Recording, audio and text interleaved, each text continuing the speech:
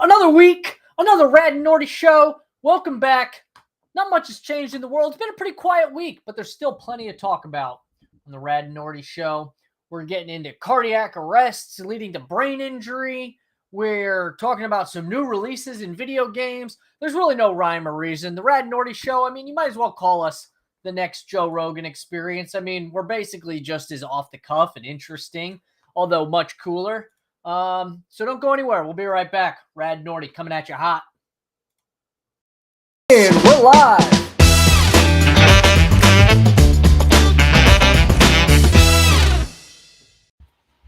All right. Now to Dr. Norty. Catch me up on life. What is cracking? How are you? I know you're gassed. You had a big work presentation. You caught me up on all that offline. So chat, please give some grace to Norty. He's here hooking and jabbing like Rocky Balboa in the 10th round, just trying to have a good time, even though the corporate world has got him wiped. Catch us up on life. How'd your presentation go? Went well. It was a fun presentation. I'll leave it at that. Can you elaborate on the nature of the presentation, or is it all confidential information because you work for the CIA? I was about to say I wish I worked for the CIA. I don't know if I actually wish that I worked for the CIA, but I do not work for the CIA. I work in sales for a non-government company. Non-government company. Okay, yeah. Got it. I work for a PR software company for people that don't know. Don't know if I ever brought that up before, but essentially this was a presentation it was a mock sales demonstration, which those terrify me. I see. And so you're not actually just selling. Yeah. You're like pretending to sell to somebody within the company to demonstrate some level of my boss and their boss to showcase that I am a competent worker of some kind. Interesting. So, well, on like one hand, I can see why they would want to do that. On the other hand, I'm like, as someone that like has lived in a world of like simulating your job versus actually doing your job, like no one relates more of how like simulating your job is just fundamentally not the same thing as just getting out there and doing your job. And I agree. And all of this is for practice and to make sure this person's not just a completely loose cannon, right? So like there's value to it, but those type of scenarios drive me through the roof with anxiety. Like I hate them because I know they're coming. I know I'm being critiqued on it from people who know a lot more than I do about this industry, and it just it drains me. It's been very draining. There's been a lot of build up to this, but totally reasonable that's a draining experience. What kind of things did you have to do to prep for that? I did a lot of practice demonstrations where people played different types of customers and gave me feedback. I took that feedback, I improved on it, all leading up to this one. Were these coworkers, or is this like vintage V just hooking and jabbing with her with her homeboy offline? No, these are colleagues of mine that again have been in this space a lot longer than I have and have a wealth of knowledge. So it was all very helpful, and I'm very thankful that I have such great people in the same organization that were willing to take time out of their day to help me out. So okay. All right. Well, I can say personally, I don't really have any significant life updates. How's the garage going? Slow and steady, okay? Which is exactly how I want it to go. Look, I'm an outdoors man. I'm a grass man. I'm a tree man. I'm a plant man. I am not a construction worker. Now, does that mean I'm not capable of doing construction work? No. It just means I don't find the same level of enjoyment in it. So it's much more of a intellectual process and a, sort of task that has to be done, but I don't necessarily want to do. Right? More of a chore than an enjoyment hobby. I don't want to call it a chore. There is some level of enjoyment. Right? What are you enjoying most about it? It depends. I think the planning and the trying to figure things out part does not, and I don't enjoy that. Like planning and figuring out how am I going to do this great landscape or hardscape project? Enjoyable planning process. The planning process of construction I don't find enjoyable. Some aspects, the execution is enjoyable. Like right now, I'm like repairing the drywall. Once I get to the point where, the drywall's all screwed in, nailed in, ready, holes are kind of repaired, and all I got to do is kind of mud up the walls, spackle. I can put some country music on the speaker, and I just go to town just spackling. Love it. I love spackling. It's like painting a portrait. It's like taking this conglomerate mess of construction debris and just starting to piece it into something that looks like a clean wall. I don't know how else to describe it. So that's enjoyable. But the process of like all the mental figuring out of things to get me to that point, not enjoyable. One of the things I put together for this project that sort of kept me motivated, I really wanted to do the concrete floor. Like, have you ever seen those like kind of industrial grade, like epoxy floors? A lot of people do them with the paint flecks. You know what I'm talking about? The little speckled paint. I've probably seen it. Floors. I'm sure I've seen it. Anyone remotely in the DIY world will know what I'm talking about. I kind of wanted to like do something like that, but not like the crappy Home Depot kit, follow the instructions DIY. I wanted to do it like you hire a contractor who comes to your house and does your garage floor quality. Mm-hmm. So I spent a lot of time researching like stuff to do that, and finally found something where I'm like, I really feel like confident I can do this. And that's like the one part of remodeling the garage that kind of has me excited. But there's so much stuff I have to do to like get to that point. That's the reward towards the end. Yeah. And that is just, oh man, all the repairs. It's just, I just want to be outside, like clipping my grass with like scissors, manicuring the grass. But I told my wife I'd take care of the garage so she could park her car in there. We're making progress. So yeah, but by and large, I mean, nothing nearly as stressful as what you described. So life's all in all pretty good. I can't complain right now. Yeah. Anything else new? Any other fun things on your end? The only other thing I can think of for me is you mentioned Joe Rogan. I'm getting back on to listening to Joe Rogan. I've been on a kick for that. And you mentioned country music. He had an artist on there by the name of Jelly Roll. I don't know if you've checked out Jelly Roll, but I have not. Anybody who has not, that man has a wonderful voice and a fantastic Jelly story. Roll. Yep. And a fantastic story as well. American singer. Oh, is this the guy that was like in prison? Yep. Great story. I don't want to ruin it. People should listen to the story. American multi-genre singer-songwriter. Yep. What kind of songs is this guy? I want to see if we can hear something. Let's see what it is. So I'll preface this, and I'll leave this before you play anything, a snippet. His newest album is a concept album, and it's church music from a sinner's perspective, is how he outlined it. And it is fantastic. Church music from a sinner's perspective. Well, I got news for Jelly Roll. We're all sinners in need of a savior. So I think that would just be church music. Because I don't think there's such thing as church music. That is not from a sinner's perspective. Oh, man. But on that note, theology aside, let's look up Jelly Roll here. He's fantastic. Like I said, fantastic voice, fantastic story. Everybody should check him out.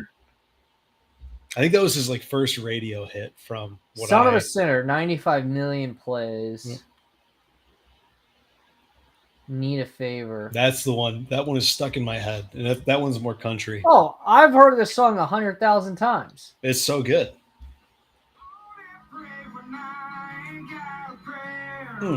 Oh yeah, this song comes up all the time. I mean, I just put country music playlists on. It's all the time. Okay, I know Jelly Roll.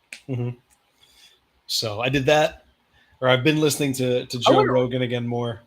I don't know that I would call that Christian music. It's not Christian music. Yeah. I would just call it country music.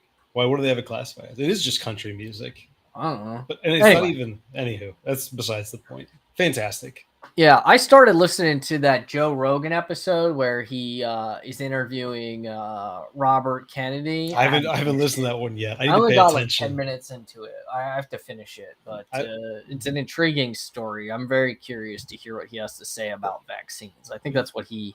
I think that's spends the majority of his time talking about. Well, I listened to the one with Pauly Shore as well. and that one's fantastic. And then there's another one. Boss Rutan was another good one, and Oliver Stone. They're all like wildly different for reasons I wasn't expecting. It's just something about the podcast. Maybe it's just the podcast that like I find interesting. I don't know. But I feel like the podcasting environment is opened up so much dialogue about like things and information that like I don't know. Like I just feel like it's opened up a new world. Well, and I think what it is, it allows people to give their findings, right, or express their opinions in a very honest platform versus a form of media that's more scripted, right, and more controlled, like a podcast. And the reason I like Joe Rogan is not necessarily what he's even talking about, but how he approaches subjects, right? Like he's a very inquisitive man by nature, and because of that, he'll have a good conversation with just about anybody. Bishop, welcome to the show. Thanks for tuning in, my dude. We are talking about podcasts. That's kind of what came up today. Kick things off. So we're talking about Joe Rogan podcast. And so kind of going back on that note though, right? Podcasts opening up more of an unscripted dialogue or narrative. I think more people to speak narratives that are not just in the like media, mainstream, part of the right? mainstream media. I mean, it sounds weird to say it, right? But it's like, I think the introduction of podcasting and independent media has just shed this giant light on how narrow the narratives are in the traditional media sources. And I think originally we're like, well, these people are all making this stuff up. And then it's just become so prevalent where it's like, okay, are all these people making these things up? Or have we literally just been hoodwinked by the traditional media front? And I'm going to give you an example. 5, 6, 7 years ago, the things Robert Kennedy is saying about vaccines, I would have said, like, just ignore the guy. There's just so much discussion about, vaccines is just one component, but basically like how just lost and clueless modern medicine is. And it's one of those things where, like, I'm just increasingly convinced that there's like such drastic fundamental flaws in modern medicine right now that I cannot imagine it's not going to eventually come to a head. Or I don't know what the alternative is, right? If we don't eventually like wake up and be like, some sort of like revival or like medical revival of some sort. I don't know how else to describe it. Some sort of like coming to Jesus moment in like modern Western medicine. I don't know what is going to change because I think one, people are losing faith in the institution. 2, even as a doctor, I'm losing faith in the institution. Even the stories I'm hearing from people inside the institution. Well, I don't trust pills. I don't trust doctors. I don't trust medicine. Yeah. Right. That's my own opinion. And I haven't had any real bad experiences, but like hearing stories, understanding some of the things that go on, right? Like in some of the things that happen, I don't trust it. Because why would I, right? And that's just me forming my own opinion outside of the media. Like I take in what I hear, right? So but I'm not being told to not trust them. Like I form that opinion on my own based on things that I have read or have heard or have personally witnessed. No, right? Like, I completely agree. And that's the same thing. Like I think I was like my default position was trust. Because that's what's ingrained to us is trust a doctor. They know what to do. Pay them money, right? And my experience has just degraded my trust. Like I like literally somebody was telling me today how basically there's a hospital that is scrambling to get coverage, like people to take care of the patients. I'm keeping things very vague intentionally, but I want to paint a very clear picture without turning this into like a political pointing of fingers. There's a hospital is scrambling to get people to take care of patients.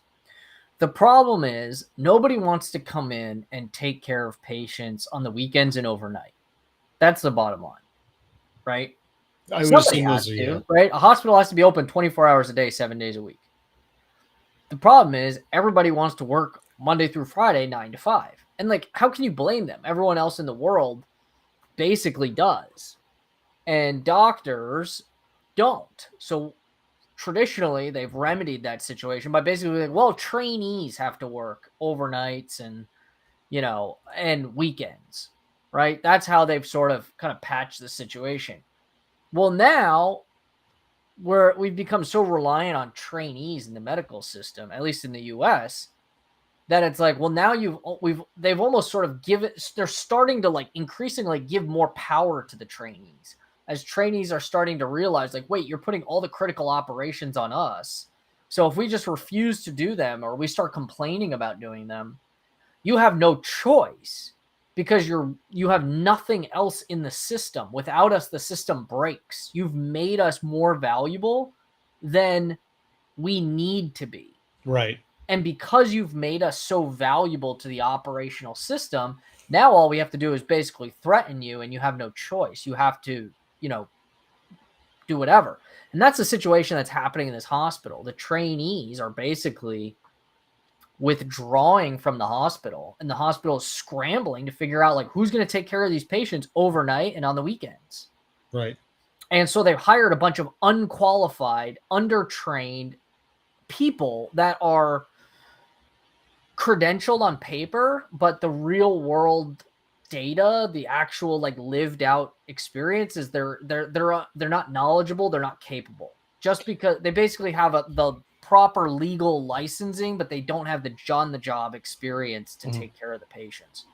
And literally, like just last night, there's a patient with a ruptured aneurysm that an unqualified, undertrained individual that was basically just hired to fill a spot looked at this brain scan and was like, oh, whatever. Like, I'll talk to somebody about it in a few hours when everybody comes in for their 9 to 5, instead of picking up the phone and calling them in the middle of the night. And this is like a patient that, they've got the bleed in their brain. They need a drain put in. They need to be taken care of emergently. And they're basically just like rotting in the ED because nobody that's properly trained is really assessing the patient. And then somebody like me, I'm hearing about this story and I'm like, I've offered to this hospital, like, hey, I would actually be willing to come work for you guys, but for X, Y, and Z legal reason, like they can't work. They don't want to work it out. And it's like, well, you could figure it out if you wanted to, but for a number of political and financial reasons, they would rather hire people that are unqualified, incapable, and rather than just work with somebody who's willing to even compromise on salary to get them the help that they need. And that paints the perfect picture of like what is happening in Western medicine right now is hospitals would literally rather watch patients die and get poor care than bend their perspective or will or desire or ideal. I honestly don't even know what it is. And, honestly, I think that's once I started to realizing that the medical system is run like a business I more wouldn't even so say it's run than, like a good business, though. yeah, I'm not saying it's a good business, It's but like the run fact like that a really bad business. because at the end of the day, it's run like a business. It's treated like a business, and things are made based on the financial gains versus the care of the patients. I think that's where my distrust started. I mean, yes and no, but well, hold on. I agree with what you're saying, but I just want to point out there's more to it than it just runs like a business or doesn't run like a business. There's great businesses that provide a great product and make tons of money in the process.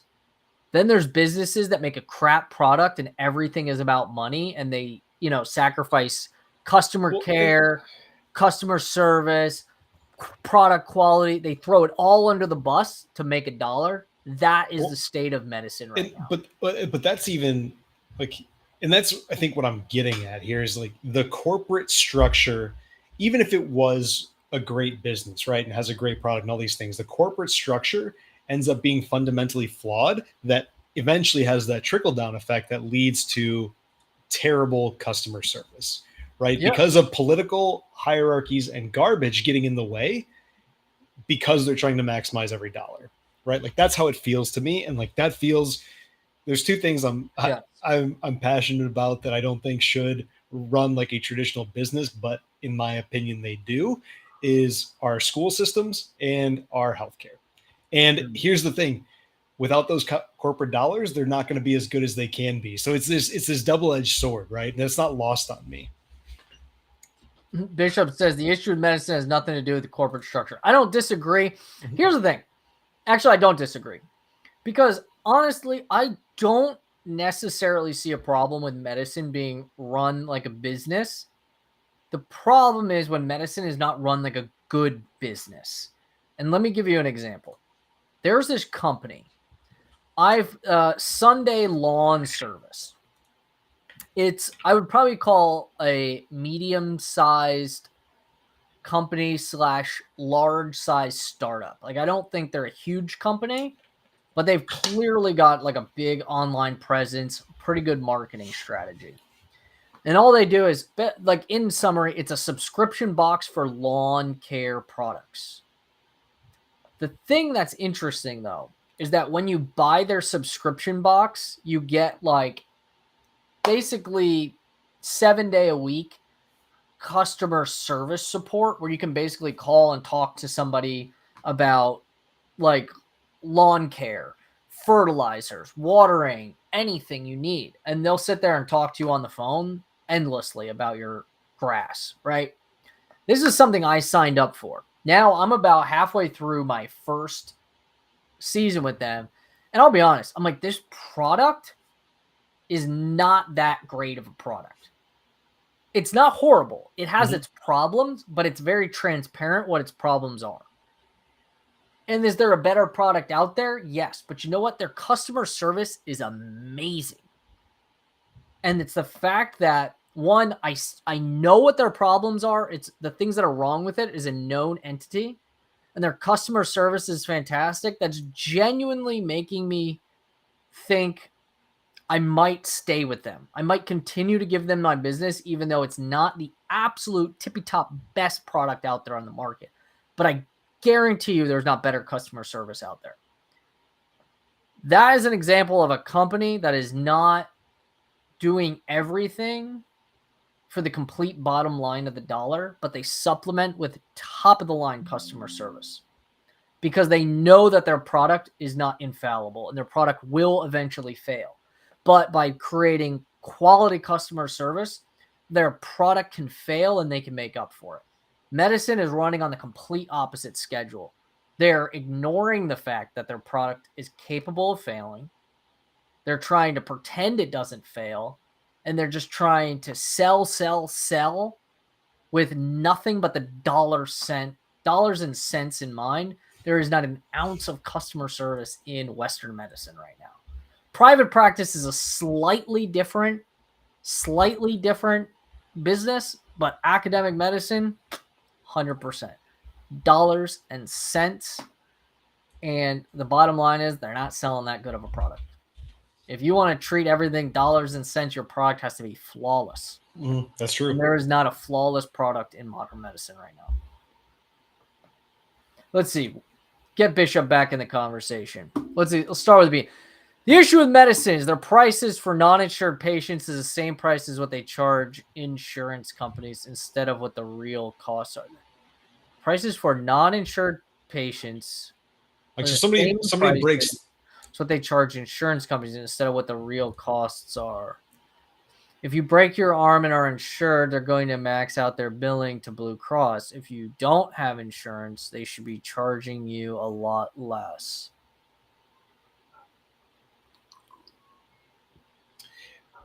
Like that's like, what's the last surgery you had? Have you ever taken a look at like the itemized bill? I'm trying to figure out if the way Bishop's putting this is actually correct. I'm a little confused because he's kind of. Well, so like that's like that's what I want to outline with like the itemized bill, right? So I told prices for Go ahead. Yeah, I'm still kind of mentally processing Bishop's point, but go ahead. Speak to Bishop's point. So I tore my ACL, right?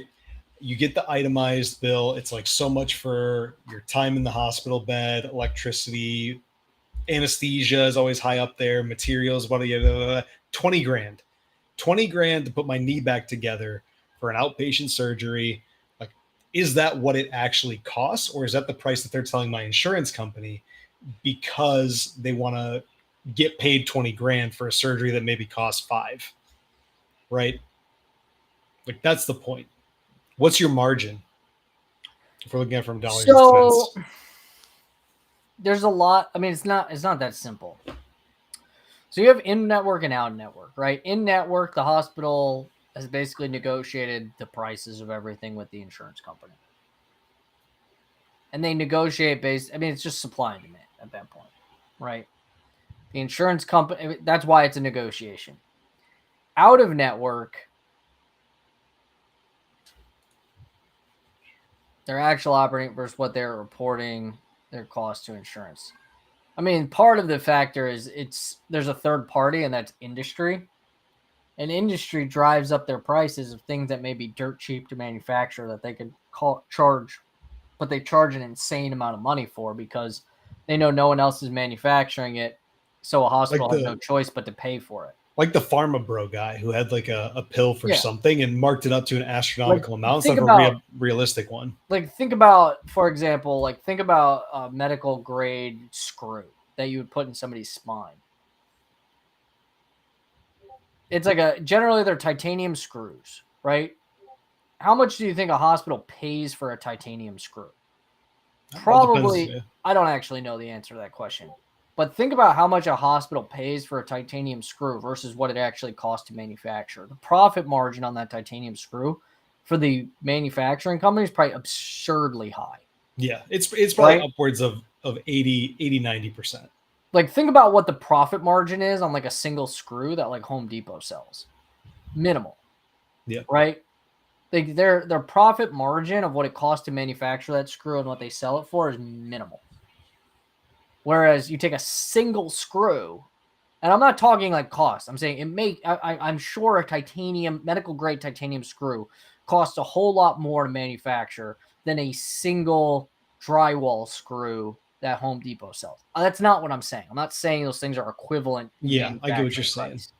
But the margin of markup that the pharma company is charging charging for that screw to the hospital versus the margin of markup that Home Depot is charging to their customer on a single screw, worlds apart. Yep. Right? And because people care more about their body than they do their walls falling down. That's actually not true. Personally, my body, I'm destroying my body for the quality of my walls. My shoulder's killing me, man. I mean, my body's falling apart. I'm selling my body for the drywall. But that's not everyone else in the world, you know? People. Well, but if your arm falls off, right? Like, you're not going to treat that as a DIY project, right? You're going to go get some professional grade care for them to staple your arm back to your body. Yeah. But my point is, like, those materials don't actually cost all that much more. But the margin of so that's a third-party factor that we were initially not even accounting for, right? Yeah. But I think that's kind of where it starts, right? Because in many ways, the pharma biomedical companies, they're just going to mark this stuff up to an absurdly high price. The hospital doesn't care in many ways. They really don't. They're just like, oh, okay, you charge $90,000 for a single screw. Okay, that's your price. Yep. Because we'll write it off the insurance, no problem. Kick that price forward to the insurance company and then tell the insurance company, like, yeah, you know, obviously it takes, you know, this is a $90,000 surgery. And, you know, if you actually did the surgery for as cheap as it could be done, you know, take this. I think the only thing you truly can't. I think the one thing, probably the hardest, maybe I'm wrong about this. This is not a well thought out statement. It's just sort of off the cuff. So don't hold me to this. Perhaps the hardest thing to truly evaluate in the cost of medical care, and we're kind of generally speaking about surgery, is a surgeon's time. Like, who truly gets to say like how valuable a surgeon's time is, right? But everything else, I mean, should be like pretty well. I mean, like there's like market demand, right? Like there should be data that kind of says like, okay, how much is this screw really truly worth, right?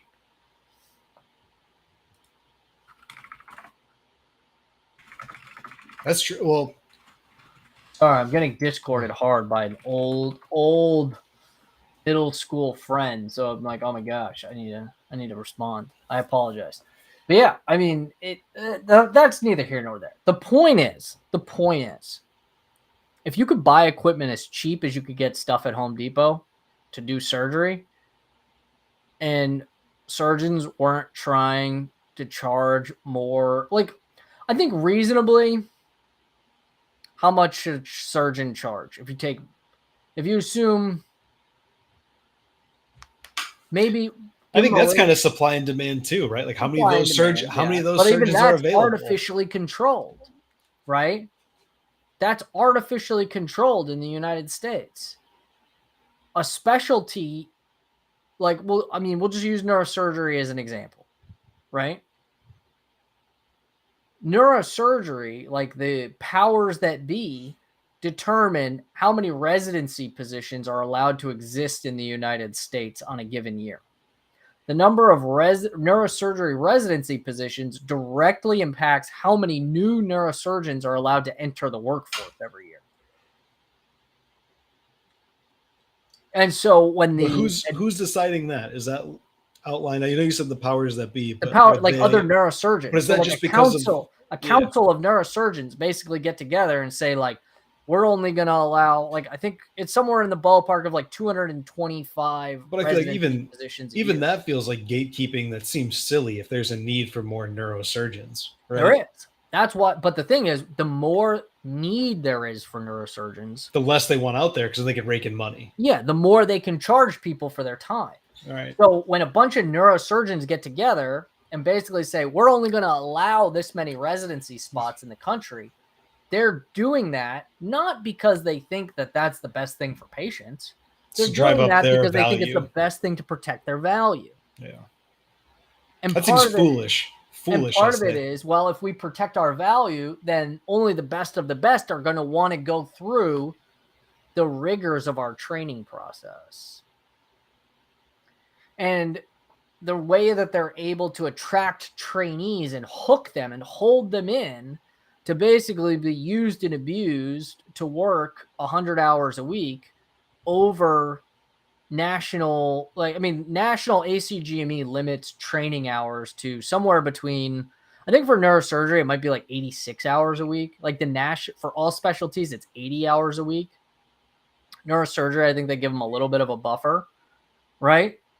It's not uncommon in neurosurgery for programs to basically sort of wink, wink, nudge, nudge, like, you're not going to work more than 80 hours a week, but really you're working like 100 hours a week and you're just not logging those hours. At least that was my experience. I was working sometimes up over 100 hours a week, but I was like kind of being told, like, don't ever log that you are at work for more than 80 hours a week, because like the national oversight says that a doctor shouldn't be working more than 80 hours a week because, you know, there's this thing called like sleep fatigue and burnout, just all these things that like stuff. You start to like hate yourself and like want to die. And, you know, generally speaking, like suicidal doctors don't take great care of other people because they're having trouble taking care of themselves. Like, these are genuine issues, right? And so if you can preserve the top end earning of your specialty,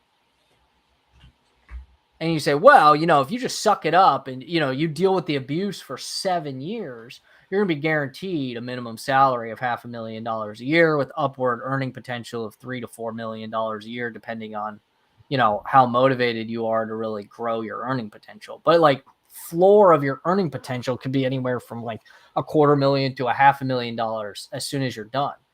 And so what you do is you end up with this very niche, highly selective group of trainees that become very money hungry because they just see dollars. They're like, if I just suck it up, doesn't matter how much I get abused for the next 7 years. Like if I just make it through, I'll get that fat paycheck at the end. And you, over decades and decades and decades, which is I think where we're starting to kind of realize, is the number of people that are in it for the money become drastically higher than the people that are in it for the right reasons. And the people that are in it for the right reasons, which I think myself included, kind of wake up and say, you know what? If this is what it's going to be, I'd rather be a present father to my children, a loving husband to my wife. I can, as much as I care about neurosurgery patients, I care about neurotrauma. I want to be there for patients during the darkest and worst day of their life, which is typically where a day involving neurotrauma is: spinal cord injury, a traumatic brain injury. All right, these are generally some of the days that people say is the worst day of my life. And I think it takes a very caring and compassionate person to like genuinely want to be there for a patient during that type of a day and not just punch the clock and collect their paycheck. It's really hard to find people willing to do that job. I mean, at least that was my experience. I'm not saying that's the experience everywhere, but that was my experience, and it is my belief that that's becoming increasingly prevalent as, time goes on. But I don't know.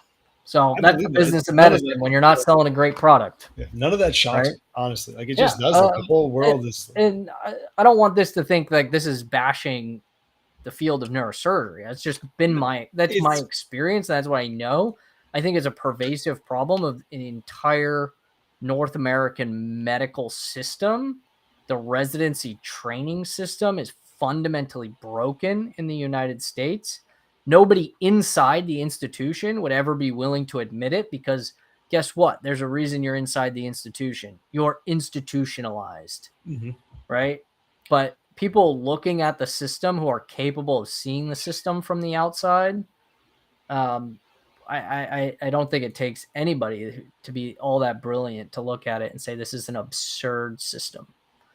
And it's only a matter of time before it breaks. I mean, Rutgers is seeing that now. Rutgers is fundamentally in the process of fracturing. There's a massive state university is in the process of fracturing. It's just a matter of time. I'll see where the trickle effect is. And it is unfortunate, and it's unfortunate for the people who are in it for the right reasons, right? It's always the smallest group that's the most vocal, right? Like the vocal minority. It's typically how it works, and somehow shines through.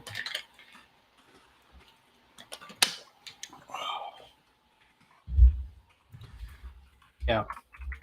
But any other thoughts on the medical world? I know we started this. This is kind of an unexpected tangent, but I've sort of reached a point, I think, in my life and professionally where it is what it is. I think there's a lot of great people out there. Maybe that's what I need to do. I need to kind of take a beat, take a breather, and say there's a lot of great people out there in medicine. Yes. I've met them. I know them. I believe that they are great people with great intentions. I have not personally encountered a system where those types of people are the majority and driving the direction of the ship.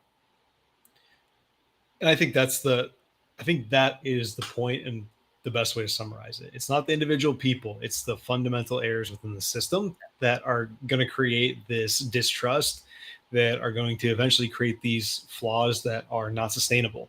And it's going to impact the people that the system was built to help in the first place. I love Bishop's question. And I think this is going back to what got us down this entire path to begin with. Yeah. 6-7 years ago, I would have said, this is an absurd question. I would have thought somebody like Robert Kennedy's interview on the Joe Rogan show was absurd. I think for me, this entire pandemic, all it has shown me is that no one knows left from right. I think Robert Kennedy could really be onto something, or maybe he could be totally off in left field. But I would never sit here and write the guy off. I am entirely open-minded to what he has to say. That's this is probably. Do I think the COVID vaccine was potentially a conspiracy theory? Totally could be and has been. I think And that's if you asked me to get a booster today, I'd tell you hell no. However, do I think the reason is to make a subsection of the populace sterile? Probably not my go-to explanation, but I'm entirely open to the possibility. That's the thing. I think the funniest part is that and what the podcast space created was differing opinions arguing just for argument's sake have created this complete and utter distrust that I'm willing to consider just about anything. Yep. Right. I'm willing to hear somebody out and form my own opinion because I don't trust the nonsense that's being shoved in our faces every day. Right. Like, I think that's the bigger issue. And it's comical because of how bad it is when you really think about it. Like, I don't trust media. I really don't. I don't trust anyone. I mean, honestly, I really don't. I mean, I trust my wife. I trust my maybe first degree relatives. And even that's probably in various situations with some degree of hesitancy. Beyond that, I just assume you're trying to kill me, my wife, and my children. And I'm going to go ahead and just kind of put a little barrier up and ensure that we are safe. Smart call. Bishop says, what's your take on mRNA gene therapy? Well, I guess my question would be, are we truly talking about mRNA gene therapy or are we talking about miRNA, like microRNA? I don't know what any of these mean right now. And I guess that's my fault. I mean, I haven't I've been hearing a lot about stem cells. That's what I'm fascinated by right now. mRNA corresponds to a viral protein.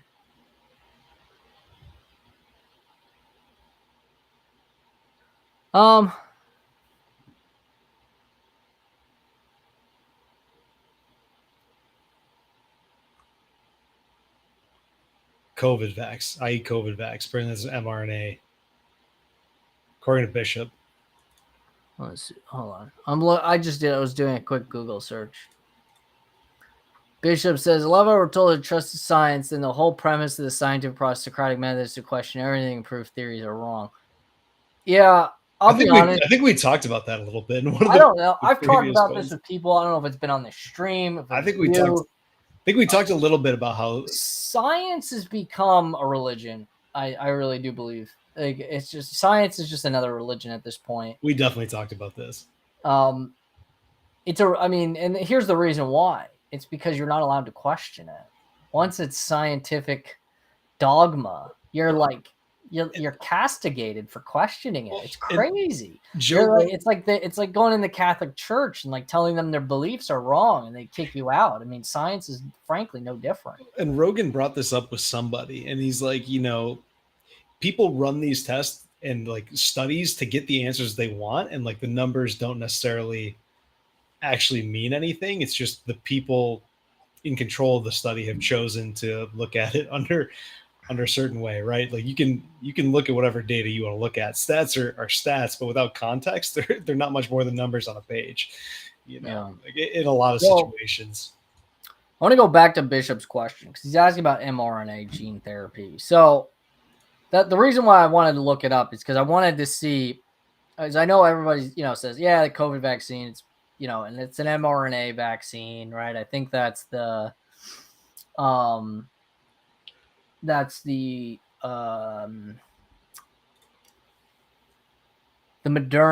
I think, like patent and everything is based around like mRNA vaccine technology. The reason I wanted to look it up is because I was actually kind of curious. Is it truly mRNA or is it microRNA? Which are different. You have mRNA and you have miRNA. What does that mean? Like, so what does that mean from somebody who is not a doctor? So let me explain.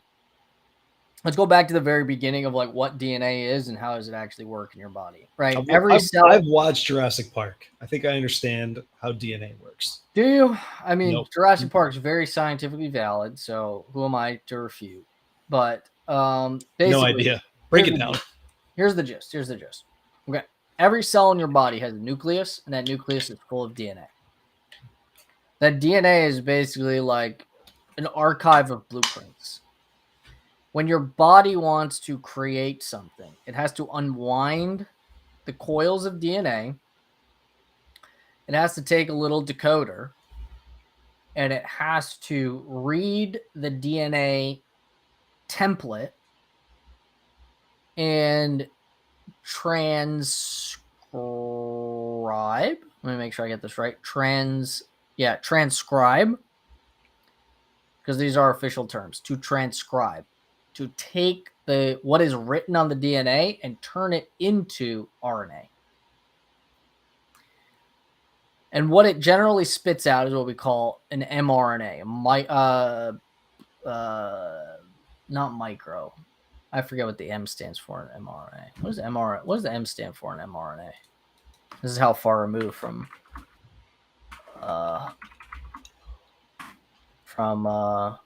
biochemistry. Messenger RNA. Thank you. So basically, you're reading the double DNA strand. You're creating. I don't know. Let's think of it like a carbon copied receipt, right? It's not exactly the same as the original, but it conveys the same message in a slightly different form. But it only conveys that little piece, whereas the DNA is still this big, long strand of archived information. You're just taking that little snippet. Now that little snippet, the cell can actually transport out of the nucleus of the cell. It takes that little tiny transcript, that little snippet, takes it out of the nucleus of the cell, and what we call ribosomes, a bunch of proteins that are floating around inside the cell but outside the nucleus. Basically grab that little snippet of mRNA, read it, and then translate it.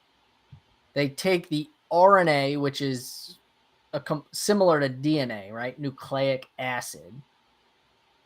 And they translate it into amino acids, which are the building blocks of proteins.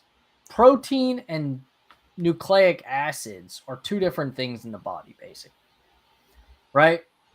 And the protein is the thing that can actually do something in the cell, right? It can send a signal. It can build something. It can physically do something, right? It's almost like you get your mRNA carbon copy receipt. You take that carbon copy receipt over to the pickup desk at Home Depot.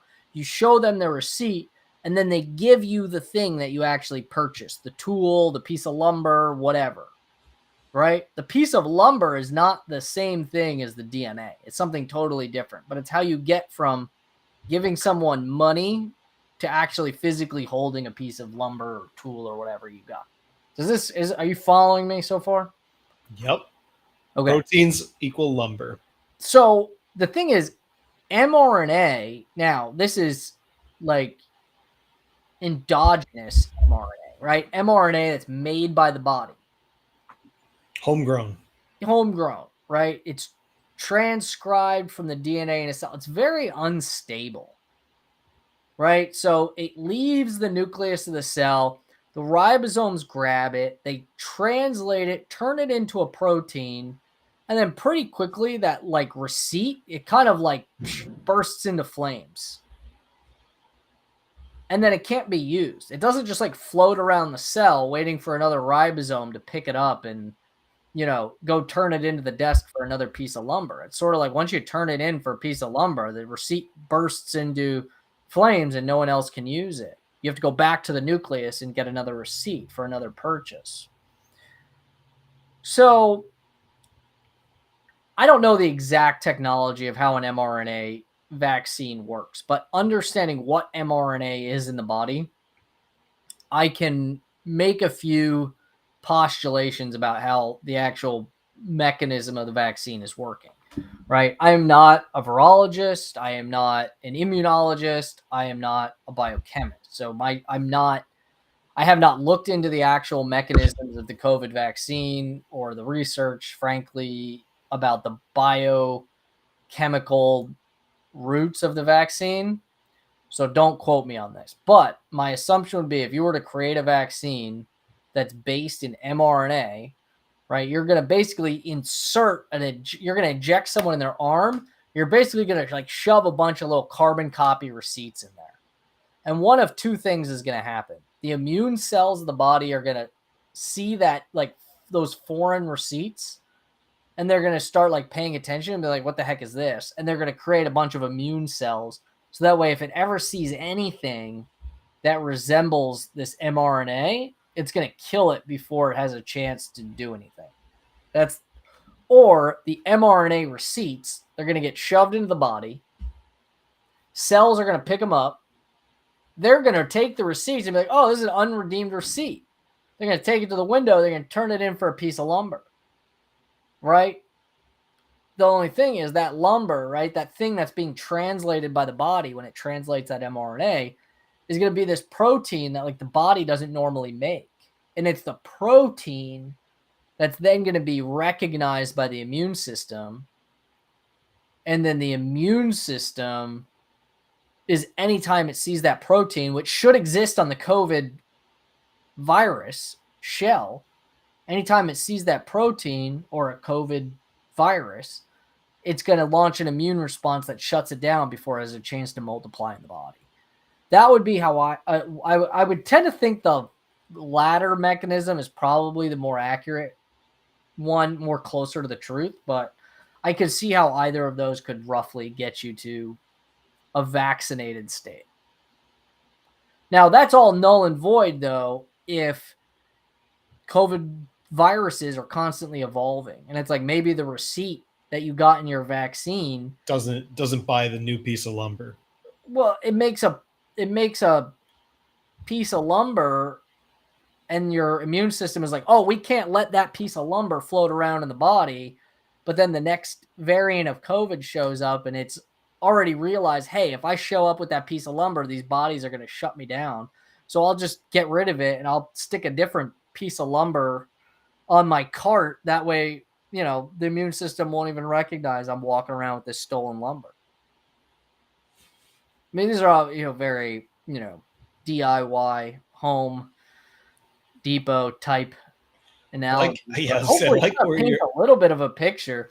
So that being said, I don't know what the benefit.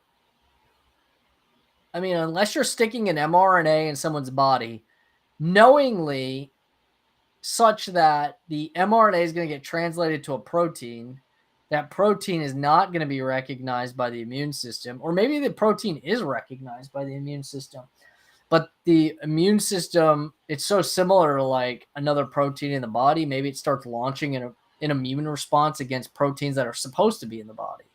And so now all of a sudden you've like developed an autoimmune disease from having a vaccine. I mean, I suppose that could be a possibility. Who knows? I feel like I heard that from this.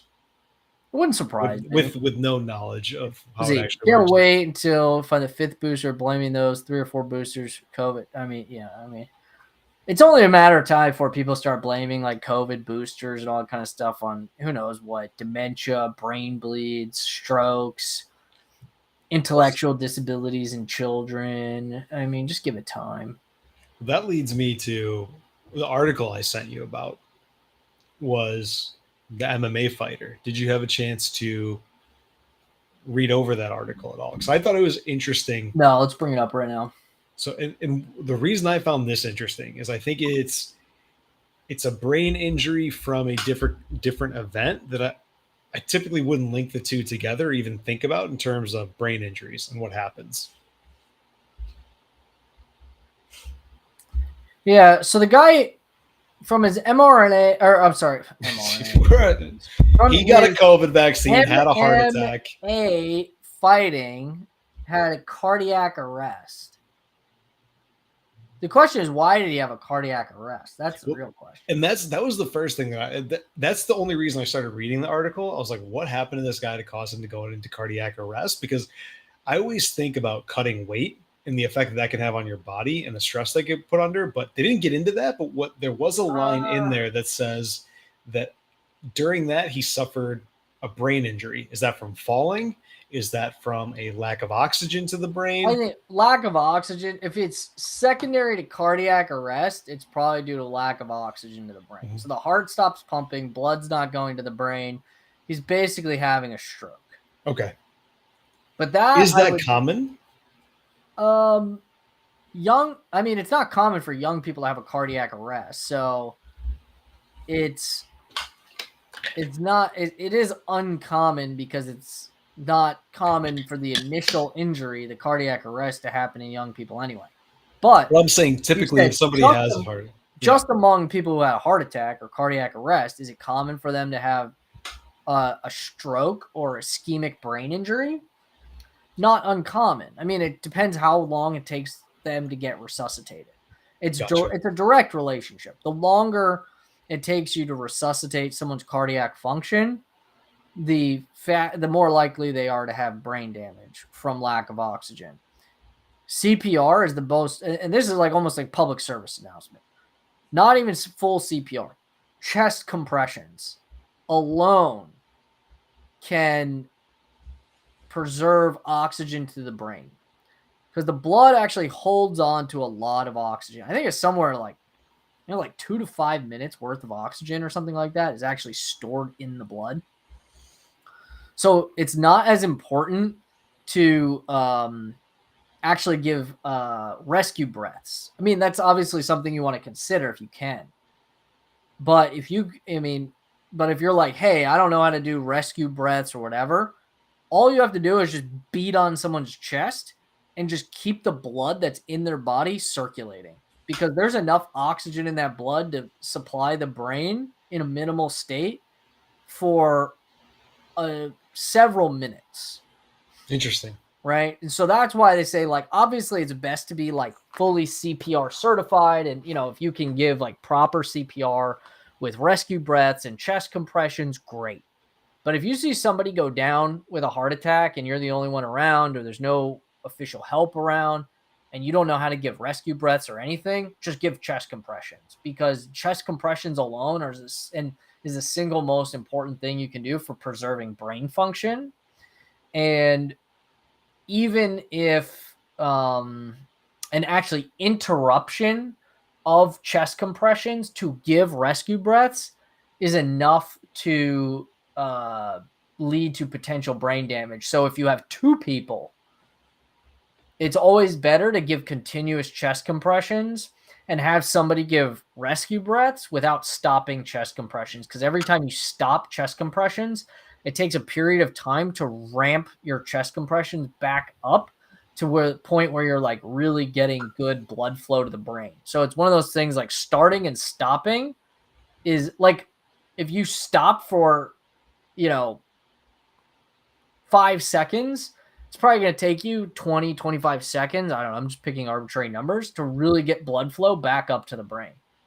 Whereas if you've been doing chest compressions and you're getting blood flow to the brain and you don't stop chest compressions, you're going to maintain that blood flow up to the brain. So a little public service announcement. Yeah. I had no idea how any of that worked. Yeah. So if you're just like chilling, walking down the streets in Chicago and somebody goes down, just like give them chest compressions, dude. Hammer time. Just start smashing them in the chest. What's Bishop said? Also, you aren't dead until you are warm and dead. I'm not entirely sure what he means by that, but no idea. Probably right. I don't know. But yeah, Bishop's completely right. CPR is designed to keep blood flowing to the brain. That's honestly the only reason. Like CPR, this is a good point. CPR is not going to restore cardiac function. Right. You can do chest compressions and give rescue breaths as much as you want. It's not going to restart someone's heart if they've gone into full-blown cardiac arrest. The only thing that's going to restart someone's heart if they've gone into full-blown cardiac arrest is luck. It just spontaneously restarts, or defibrillation if they're in a shockable rhythm. Which that's getting into a degree of medicine that's not necessary for this show. But yes, when somebody goes into cardiac arrest, it's not even all. It's rarely that the heart has just completely stopped beating. Oftentimes, it's almost like beating so erratically or so asynchronously or so rapidly that it's almost like beating so shallow. Like it's very shallow and erratic beating. It's kind of like doing this, right? Like normally you want the heart beating like this, right? So when it goes into fibrillation, it's sort of doing like this, right? And it's like it's contracting, but it's not like really contracting. It's kind of shaking. This is very asynchronous. And when that happens, it's like it's not pushing blood up to the brain.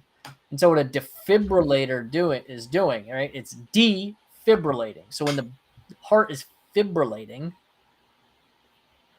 it is shocking the heart, brings it to a stop. It overrides all the electrical signal of the heart, stops it. And then hopefully, if you're, ideally, then the actual pacemaker of the heart picks back up and the heart starts beating normally again. And then once it starts doing that, it starts pushing blood up to the brain. And then once you push blood and oxygen back up to the brain, that's when somebody wakes up, hopefully. Interesting. So a little medicine on cardiac arrest. And so these young people, these young athletes going into cardiac arrest is very uncommon. Very, very uncommon. The Bills player that went into cardiac. DeMar Hamlin. Yeah, he got like speared in the chest, right? Like blunt injury to the chest. Yeah, like it was a high pace collision into the chest, which I've heard of stuff like that before, but like I feel like you gotta be moving real fast, but like in the right spot, right? It's not. That's not crazy, right? Like that's not like a crazy mechanism of injury to like wrap your brain around. This guy, I don't know what this MMA fighter. It sounds like he was just training at the gym. I don't know if he like took some like wicked shot to the chest. Well, and that's why I was just curious as to what circumstances caused it, because he was training for a fight, I'm pretty sure. So like I assume he's not if this guy was like just doing like cardio and like went into cardiac arrest, I'd be like, that's really weird. Like a young guy in good shape shouldn't just go to cardiac arrest like while doing cardio. If he got like literally like speared in the chest, it's like, well, I mean, it could just be like blunt force injury to the chest. Right. What Bishop said, something about cardiac tamponade. People don't die, they do to build up of carbon. I think what he's saying is like loss of consciousness is due to CO2 buildup, not lack of oxygen, which there's a degree of truth to that, but it's not the whole truth, because you can like choke someone out. Like you squeeze their carotids, and it's a lack of oxygen that causes them to temporarily lose consciousness. You don't build up CO2 that fast. I'm not entirely sure. If you want to clarify, let me know. Look at the comment above the one you showed on the screen. I think it's actually below. This one? Do you know the largest concern when O2 scrubbers on subs and ships and space shuttles? It's nothing to do with lack of oxygen, buildup of CO2. Well, yes. So when you have buildup of CO2, you can go unconscious and never even know. So actually, when we have like a giant cohort, like when we have like a handful of like, let's say like lab mice, like research mice, and we need to euthanize them, meaning like we need to kill them all without causing them harm or pain or anything, right? You want to kill them quickly and efficiently, gas them in a CO2 chamber. CO2 is heavier than oxygen, so it settles to the bottom. Oxygen rises above the CO2, and you kind of just get sleepy. You go to sleep and then never wake up. So that's all they experience. So you can basically gas someone out with CO2. Oxygen though, like you'll still lose consciousness from lack of oxygen. I mean, the lack of oxygen is the thing that'll actually kill you, to be honest.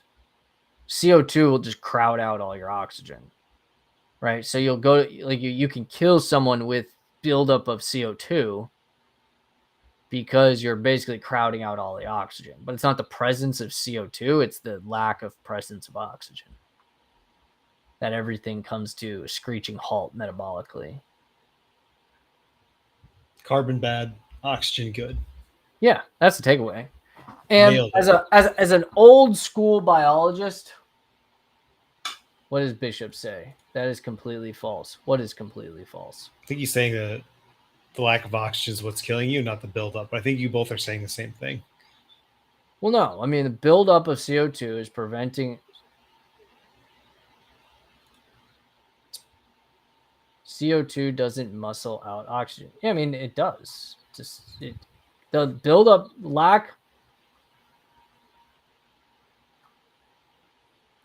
O2 is still there as a chemical compound. If you're lacking oxygen, I don't understand what he's saying. I don't know. It does not. It muscles out nitrogen. I mean, you need oxygen as an end electron receptor. So if you don't have oxygen, right, your metabolism in all of your cells is going to fall apart. CO2 is the chemical receptor that's going to cause you to lose consciousness. Yes, just because you have oxygen in CO2, but it's not, you need O2. It's just because there's oxygen in CO2, it's not usable. I don't understand what Bishop's trying to say.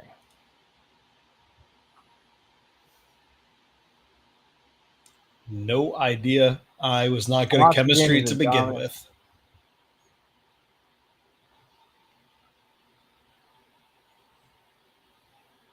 Intake of nitrogen is more necessary to life than O2. I mean, in the plant world, maybe. I mean, it's a very vague statement. I don't know exactly what you're saying. Nitrogen is not a metabolically active compound in the electron transport chain, but oxygen is your end electron receptor in your electron transport chain. When your electron transport chain can't function, your mitochondria cease to function, and then your mitochondria start signaling apoptosis. And then once you start signaling apoptosis, your cells start dying. And then once your cells start dying, your tissues start necrosing, and it all spirals from there.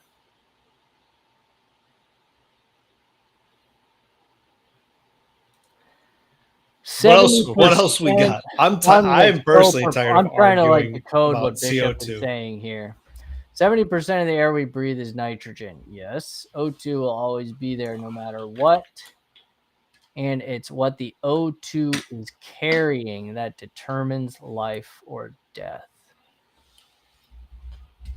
This is all way too much math and science for me right now. I'm not gonna lie I don't to you. know what that's not. I mean, no, I don't understand what you're trying to say. O2 will always be there no matter what. That's not true. O2 will not always be there.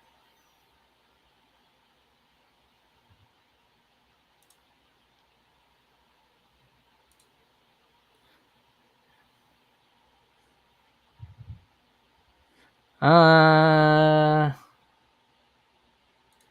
don't know. Moving on, because I don't know what Bishop's trying to say. Anyway. Not good at chemistry. Yeah. At all. Anyways, I don't even know how we got down this path, to be honest. I made the mistake of asking. Yeah, I made the mistake of asking if it was a lack of oxygen that caused his brain damage. Or not brain damage, but his brain injury. Probably. Generally speaking, yes. Cardiac arrests leading to brain injury is a anoxic brain injury. Lack of oxygen to the brain. It's still fascinating. So what is Bishop's opinion? That the brain injury is due to a lack of nitrogen to the brain? I don't know what he's saying, to be honest. Again, none of it makes sense to me. Anyways. Yeah. What else we got? Anything else popping? That was the most interesting thing I came across. That was medically related to what we typically talk about. And the only other thing that I can think of currently is I've also been watching The Bear, which is not medically related, but it is a fantastic show. And I forgot to mention that earlier. Tell me, what's the bear about? I haven't even heard of it. So it's based off of a restaurant, like I forget which restaurant, but it's based off of it's like a Chicago beef spot, and I forget which one it is, but just a fantastic show, fantastic restaurant show. Mr. Beef on Orleans Street. Mr. Beef. Yeah, Was he around before Mr. Beast? yeah, well before Mr. Beast. Sounds like he should sue Mr. Beast. But it's a fantastic show. It's got the guy from Shameless. If anybody watched Shameless, Lip. I love it. It is a fantastic show. And outside of that, I can't think of anything else. Oh, we haven't even talked about the most important topic of the day. Do tell. How is the new League of Legends game mode currently available on the public beta environment? Is that what PBE stands for? I'm pretty sure. Why don't they just call it PTR like every other game? Public test realm, because it's not a test realm. Whatever. It has flaws. It's not perfect, but for a PBE system, I have high hopes. I had a lot of fun. Queue times were long. I'm talking like upwards of like 10 to 20 minutes. Supposedly it's because there's such high volume. They want to ensure that the servers don't implode, maintain quality function. So it seems like throttling how many people can play at a time. Makes sense. They don't want to overload them. Yeah. But to me, that's a good sign then that there's a lot of people interested in this. Well, it's everything I saw. Like, so I shared it with you, but immediately after I shared that was coming out with you, everything I saw around it was extremely positive. Yep. I think it's generating a lot of buzz. So I can understand why they wouldn't want to push these test servers to the limit when typically their test servers probably do not get this level of traffic. I think it's a great thing. Yeah, I tend to agree. I think you're right. Because I've never tried to use a test environment, a beta environment outside of like a early beta of a game. Yeah. So like I went and I downloaded that because I do want to try this out before it hits live release. I mean, if it was like coming out on live next week, I'd be like, well, I'll just wait. But it's not like for another month. And the hype's already real. Yeah, I'm like, I want to play it now. I don't want to wait a month. I'm gonna be really mad though if it never comes back. If it's like a temporary thing. I'm with you. They have a rank system put into play already. Yeah. And if that's there, I feel like there's no way they're doing all that work to just have it be out for a month. I agree. It may look different, it may feel different, but I feel like it'll I think there's a lot of changes they need to make. So let's talk about the bad first. The bad is I think melee classes are just absolutely overtuned for that type of mode. Yeah. And it could just be that, the people that I've queued in with, they're generally probably like super amateurs. Maybe at a higher level of play that changes. I think I did see some streamers that were having a bit more success with ranged classes, but even they were saying they're like, we just don't do enough damage. I think it's a lot of the inherent issues. Bruisers have a lot of flat damage right off the bat, to where a lot of range scale with items. And from what I was reading, the item purchasing and limitations, the numbers just need to be tuned for that type of environment, more so. Yeah, I think overall they did tune the numbers so everyone is beefier. Yeah, that only goes so far in terms of damage output, right? Well, like obviously you don't want range to be over-tuned and just be shredding from a distance, right? So the thing is, I think they generally have, so it's slowed down the pace of combat compared to like your standard League of Legends game. Right, which makes sense because it's a prolonged. Yeah, you delete people with like, in like a global. Here it's like it's generally a slower pace of combat.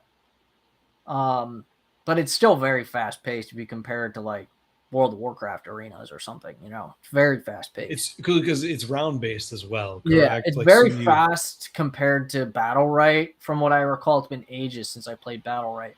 I mean, it's basically a giant ripoff of Battle Right, which is totally okay with me.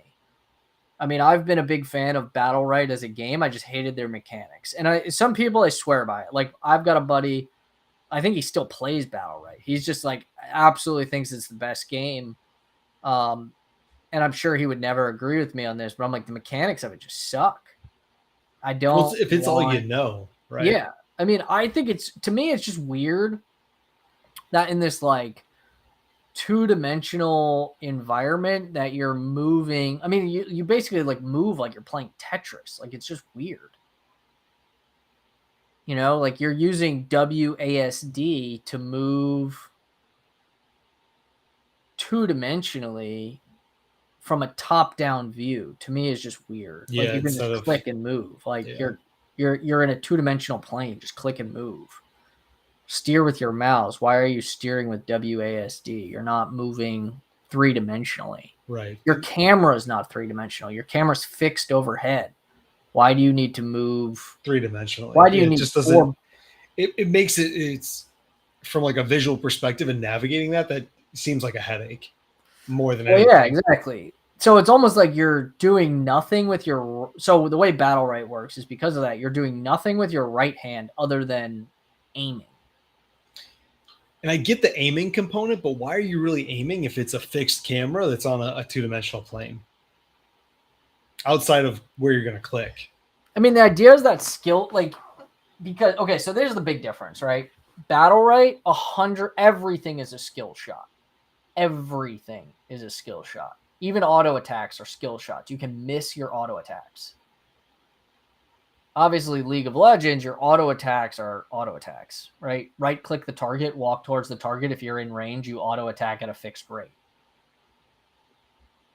That's the big difference. So with League, you don't have to skill shot your auto attacks. You're primarily moving your character with your right hand, executing your abilities with your left hand. Battle Right is you're literally doing nothing except aiming abilities and auto attacks with your right hand, and you're moving and executing abilities with your left hand. Which that would even remind me of like a shooter game, right? Like you're doing something similar. Your right's aiming, but that works because it's a three-dimensional plane, right? And also, you're also executing abilities with your right hand in a shooter game, right? You're clicking to shoot. Some of the times, yeah. I mean, yeah, you have some alternate abilities, grenades and all that kind of stuff that you use with, use keybinds on your left hand. Yeah. But I think for the most part, like the majority of I don't know, like I can't explain it. Like I can't explain the why. What I can tell you is the experience, and the experience is. It doesn't sound good. The mechanical experience of League of Legends, good. Mechanical experience of Battle Right it never felt comfortable. You could increase your proficiency at it. Doesn't mean it's like smooth. But it never felt good. Right. It always felt bad. I don't know how else to explain it. Also, I think that, video games are so developed now. There are certain standards for mechanical standards, right? FPSs generally operate in a similar function. Overhead, top-down stuff generally operates similar function. Third person, kind of like behind open world overhead RPGs, yep, generally operates. I mean, there's variation, but it's generally similar. Battle Right just like made up their own system, and I get trying to break the mold, but if it's not broke, don't fix it. Right? Like that seems a little bit too obscure and a little bit too difficult to wrap your head around, just from a sheer like standard. Right? So I can understand that. I'm excited to try it out. I mean, I'm curious. I like watching the people streaming, like really talking about like things that work, things that don't work. It does seem like everyone is a little bit beefier, so the pace is a little bit slower, and that is a good thing, but it has significantly, in the scaling and everything, significantly seems to favor melee over ranged. And the fact that the arena shrinks as time goes on. One, I think that timer kicks in insanely fast for how complex the terrain is. Like, these arenas are not simple terrain arenas. 4 pillars and, that's it. There's complexity that needs to be navigated. And when you get like 30 seconds or something like that, and then all of a sudden the arena starts shrinking, that it's shrinking without respect to the terrain. So you can literally get like stuck on the side of the terrain and you can't get back to the center because the shrinking arena has closed off your access to the center. So if you don't have like a flash or ability to like go through a wall or something, you can literally just get like stuck on the edge of the arena and then it closes in on you and you just start dying. Like, that hasn't happened to me, but it's, and the thing is, if there was more time before that started to happen, I might say like, oh, okay, whatever, like that's an acceptable mechanic. It really kicks in fast. Where I've seen like game after game after game, where it like comes down to like 2 melee, like, and the circle's like right around them, and they're basically just like beating each other into oblivion as the circle closes down on them. And it's like, all right, if the circle's closing down before we get to the end, is this a really, maybe we need to rethink the timing of that? Yeah, I'm sure there's going to be a lot of balancing. These are, I mean, these are my limited thoughts beforehand. But overall, I mean, a blast. Everything I've wanted in an arena game. No gearing, jump in, play. There's a rank system to make it competitive. I mean, I'm a big fan. I would love to see it on the Blizzard platform because I love Blizzard characters, but I'm okay becoming a fan of all the Riot characters if they make the game that I want to play. Nice. So, those are my thoughts. We're going to wrap up. We'll see you next week. Rad and Norty Show, Wednesdays, 7 p.m. Eastern.